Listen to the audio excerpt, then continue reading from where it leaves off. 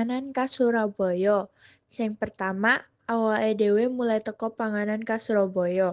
Sebagian gede panganan khas Surabaya tekon budaya masyarakat pesisir Jawa Timur.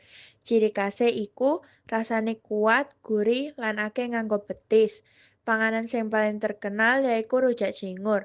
Rujak cingur asale teko Surabaya, lan saiki dadi ikon kuliner kota iki. Isine ana buah-buahan kaya timun lan pelem seenom. Sayuran sing digodhog, lontong, tahu, tempe lan irisan cingur opo irunge sapi. Mari ngono diguyur bumbu petis sing khas Surabaya. Selanjutnya, ana semanggi Surabaya. Panganan iki wis ana ket jaman biyen lan teko Surabaya Barat, khususnya daerah Kembang Kuning. Semanggi digawe nganggo godhong semanggi sing digodhog, dikei cambah, mari ngono digoyang sambel kacang teko ubi. Biasane didol karo ibu-ibu karo carane digendong nganggo sewek. Mari ngono, ana sate klapa. Sate iki teko daerah pesisir Jawa Timur lan berkembang ning Surabaya. Sing marai unik yaiku daginge diwehi parutane klapa sedurunge dibakar. Dadi rasane gurih lan aromane khas. Nah, sing terakhir ana lontong balap. Lontong balap iki asale teko Surabaya lan wis ana ket jaman biyen. Isine lontong, cambah, tahu goreng, lento, kuah gurih lan sambel petis. Jeneng balap iki dijukuk teko kebiasaan bakulan sing biyen saling adu tawaran dagangane. Rika Surabaya.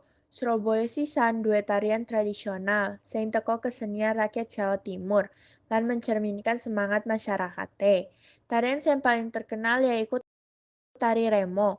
Tari Remo asale teko Jombang, Jawa Timur. Mari ngono berkembang luwih gedhe nang Surabaya. Biasane tari iki nampilake dadi tarian sambutan. Gerakane tegas, dinamis lan menghentakkan sikil, sing ngelambangake kewanian lan semangat kepahlawanan. Mari ngono, ana tari pecut, yaiku tarian sing nganggo pecut apa cambuk digawe dadi properti.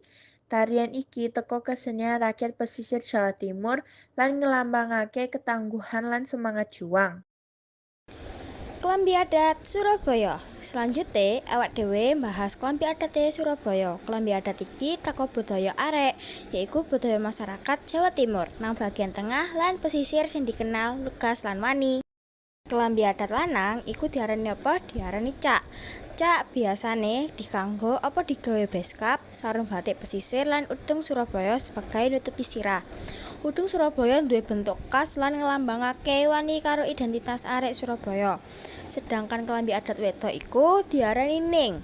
Ning nganggo kebaya kain batik lan selendang busana iki ngelambangano keanggunan lan kesopanan wedok Surabaya. Seni tradisional. Nang bidang seni tradisional, Surabaya iki duwe kesenian khas. Sing pertama, ana wayang kulit.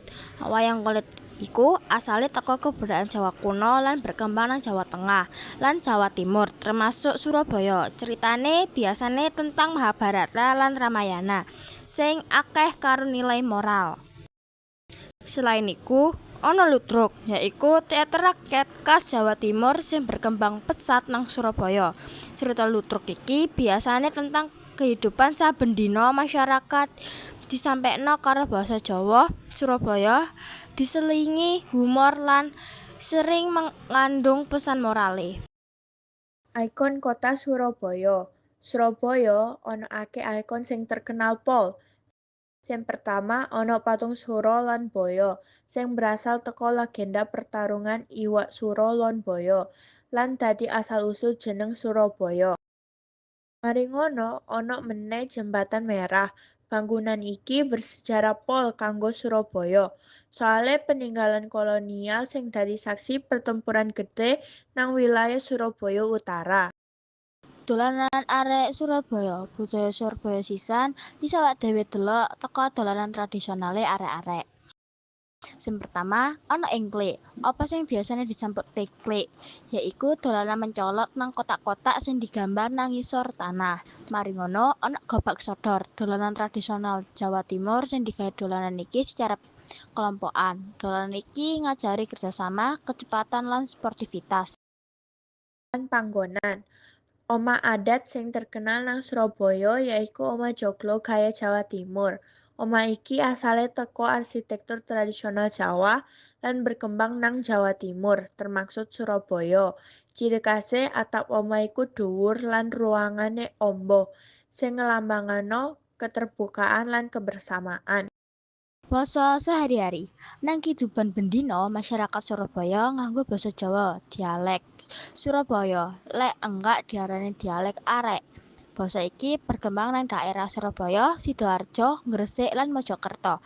Ciri khase iku lugas lan tegas karo omongane kaya rek, cak lan iya.